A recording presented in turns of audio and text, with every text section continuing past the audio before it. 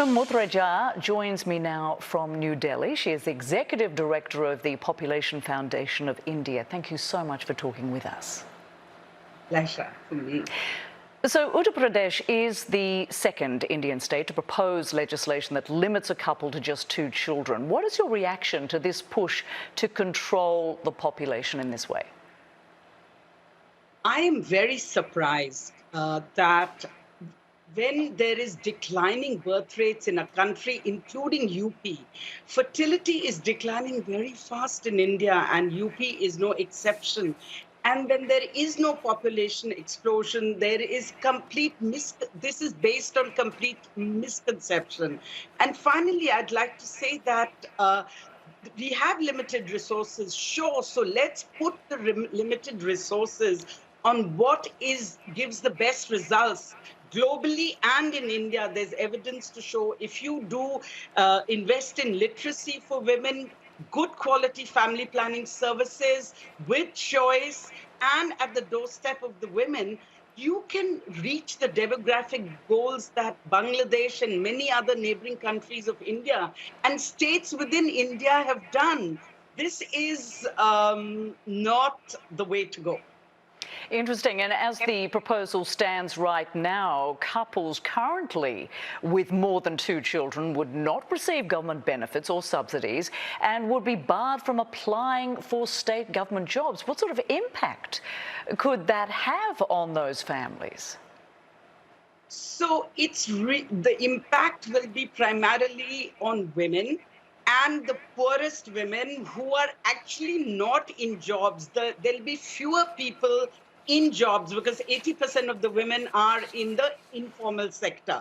So it's not going to make much of a difference, even if fertility can be controlled through this method. The impact it will have is that there will be some women who lose jobs or people who lose jobs because they didn't have access to family planning services or they didn't have the agency to have fewer children. Second, by reducing nutrition and subsidies and so on, people are going to already undernourished, malnourished people, which UP has a very high percentage of, will be impacted.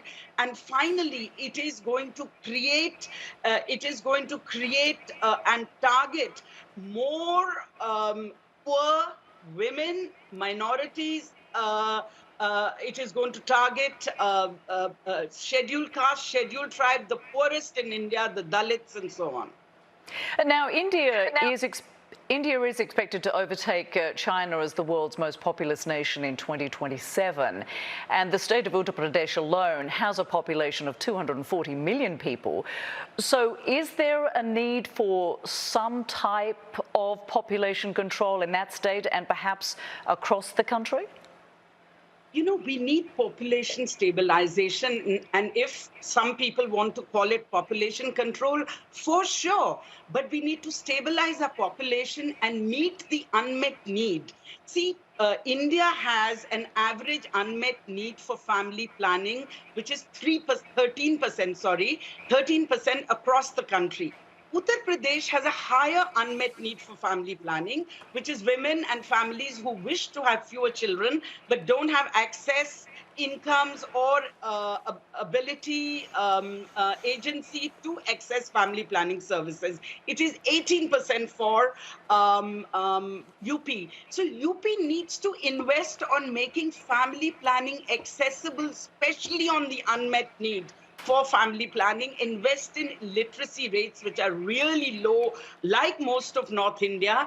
And South India has good example where they have invested in literacy, better family planning services. They've targeted those who really need. It's a low-hanging fruit. You invest your limited resources in meeting the unmet need. There is a supply failure, not a demand failure. Women in UP and across the country want average less than 2 children. The data is 1.9, and this is government data.